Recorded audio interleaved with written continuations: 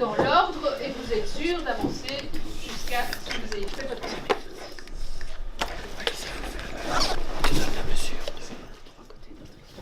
Jules, que t'apporte l'ONA? Ils m'aident surtout pour tout en fait, franchement, pour transcrire tous les cours déjà, tous les cours en informatique, puis pour tous les fours, tous les schémas qui sont mis en relief, et puis pour m'aider à comprendre la matière aussi, pour pas que les profs soient accaparés en fait par moi et qu'ils puissent aider les autres aussi. Donc, c'est le même principe qu'un ordinateur, on écrit là, sur les touches ici, et le braille, donc ce qui est mon écran, moi en fait, tout apparaît là. Bon, la longueur des côtés, vous pouvez renommer le sommet opposé, enfin les sommets, d'accord? Alors avec Michel, qui est l'autre accompagnatrice de l'ONA qui travaille avec lui, nous assistons plusieurs heures par semaine aux cours, les cours très visuels avec beaucoup de notions abstraites, les mathématiques et les sciences principalement, aussi un peu la géo, pour permettre à Jules à la fin de l'heure de cours d'avoir acquis tous les savoirs comme les autres copains de la classe. La grosse difficulté, c'est de pouvoir suivre le rythme de la classe compte tenu de son handicap, puisqu'il est non-voyant. Donc il y a toute la problématique de la vision du tableau et l'accessibilité des documents. Donc ses besoins portent sur l'aménagement, notamment des documents qui sont tous adaptés au CTA, notre centre de transcription adapté. Et au quotidien, comment se passe la relation avec les professeurs?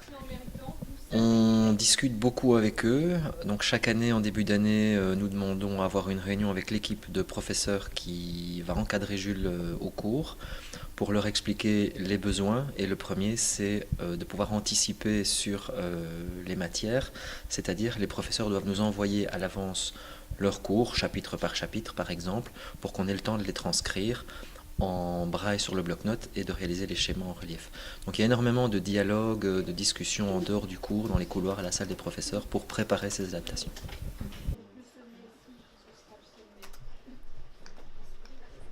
Disons que moi j'ai la chance de donner un cours dans lequel Jules est très souvent accompagné. Donc Jules a donc soit Pierre, soit Michel à côté de lui, et donc moi je peux donner mon cours.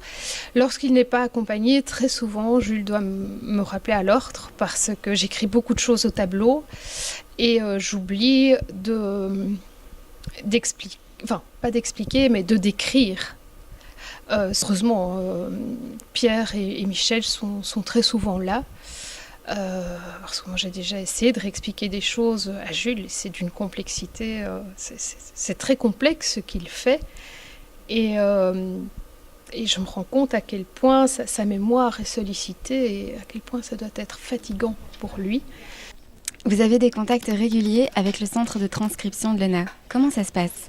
Mais c'est assez particulier parce que c'est une collaboration électronique comme ça, puisque on fonctionne uniquement par mail. Donc moi, quand j'entame un nouveau chapitre ou quand je veux donner de nouvelles, des feuilles supplémentaires par rapport à ce qu'il y a dans le manuel ou une évaluation, j'envoie un petit mail à l'ONA et le fichier joint avec ce qui doit être transcrit. Et le lendemain ou surlendemain, mais très très rapidement, je reçois la transcription.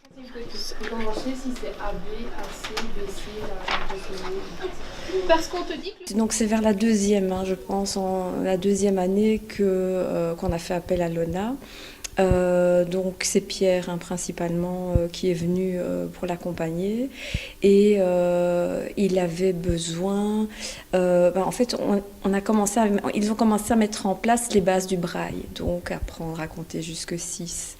Il a appris la gauche, la droite, à l'intérieur, à l'extérieur, des notions de base comme ça qui lui ont permis par la suite d'embrayer et d'apprendre le braille. Comment se passe l'intégration de Jules? Ça se passe très bien. Moi, je suis très contente parce qu'il a tout un groupe de copains, ses potes, comme je dis. Et premièrement, ils s'entendent bien. Mais ce que j'aime beaucoup aussi, c'est que quand je les vois entre eux, ils ne font pas vraiment de différence avec Jules.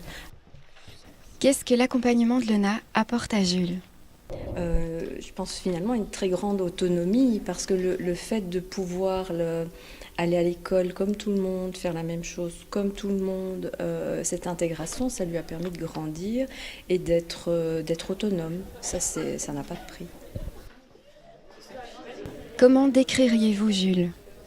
Il est étonnant. Moi, alors que je suis sa maman et que je le vois tous les jours, je reste encore très souvent étonnée de son intelligence, de sa mémoire aussi. C'est impressionnant. C'est un élève très autonome, très attentif en classe, déterminé pour ce que j'en vois. Et en même temps, je pense que c'est un adolescent aussi pour qui l'école c'est pas tout. C'est un élève motivé. Il faut reconnaître que c'est un bon élève qui aime apprendre et qui n'aime pas être pris en défaut. Il fait peut-être un peu trop confiance à sa bonne mémoire, mais voilà, il est très volontaire, il aime bien apprendre. Un dernier mot pour Pierre et Michel ? C'est des accompagnateurs géniaux, franchement. C'est presque comme des amis en fait pour moi maintenant.